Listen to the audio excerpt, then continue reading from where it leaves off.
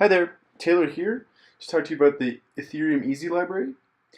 This library makes operating on the Ethereum blockchain easier by abstracting away the challenges of using the Web3 library into 5 simple function calls. Specifically, we're going to be looking at the deploy contract, contract call, contract send, and listen methods within the library. These methods are specifically related to dealing with smart contracts in a live Ethereum environment, and they will be what we are using to demonstrate this library for this example. For this demonstration, we have implemented a game of rock, paper, scissors over the Ethereum blockchain. As a review, in rock, paper, scissors, each user selects a hand signal to represent rock, paper, or scissors. When the game is decided, any player who has selected paper is going to beat any player who has selected rock. Rock beats scissors, and scissors beats paper. So in this logic, we can understand who wins the game from their initial decision. In our version of this rock, paper, scissors game, each node will initially make a selection of rock, paper, or scissors and begin to implement or record this information onto the Ethereum blockchain. I will take you step by step through our process for recording and looking at this information on the blockchain and give you detailed descriptions on how we use our library to make this possible. To facilitate this rock, paper, scissors game, we have 2 smart contracts. The first is the game contract, which contains information about each player's throw that they decide at the beginning of the game. P1 throw is the throw that the first player, player 1, will be recording onto the blockchain, and player P2 throw is likewise the throw that player 2 will record onto the blockchain. The game contract smart contract is deployed in-game to demonstrate our deploy contract function. Finally, the rock, paper, scissors game does follow a commitment scheme so that each player only records an encoded version of their throw to the game contract when they initially record their answer on this contract. This allows each player to reveal their answer once they know their opponent has correctly responded to the game contract. More information on the commitment scheme can be found in my commitment scheme addendum video for this demonstration. The state contract is the second smart contract that we will be using for this rock, paper, scissors game. It is used to communicate the state of each player to its opponent. It is also used to communicate the address of the game smart contract once it is deployed by player 1. And finally, it is used to communicate the reveal keys, or the keys to decode the deployed throws of each player on the game contract.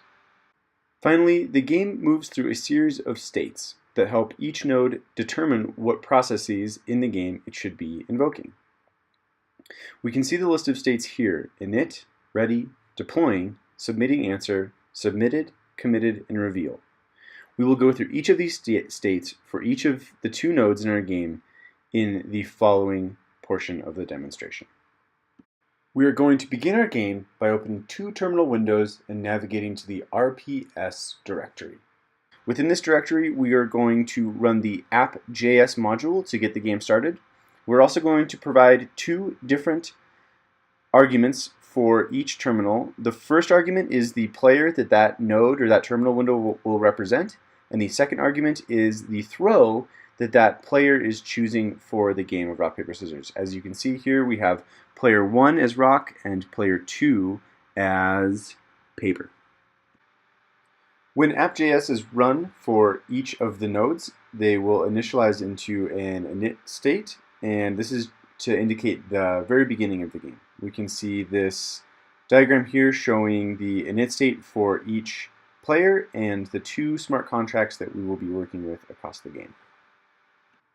While in the init state, both players will use the listen function of the Valve library to start monitoring the state contract in our pair of smart contracts. Monitoring the smart contracts with the listen function will allow each node to be notified when there's an update to any of the variables in the state contract.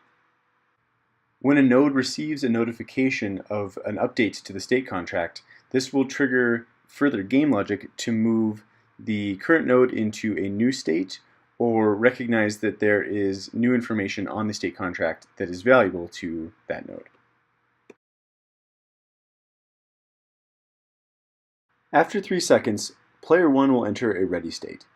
This state is communicated to player 2 by using the contract send function in the Valve library to add the ready state for player 1 onto the state contract. Because player 2 is notified through the listen function that there's an update to the state contract, it then can update its state to ready on the state contract as well. Now both players have confirmed that they're online and ready to begin the game. Once player 2 updates their state to ready, this will trigger player 1 to move on to its next state, deploying.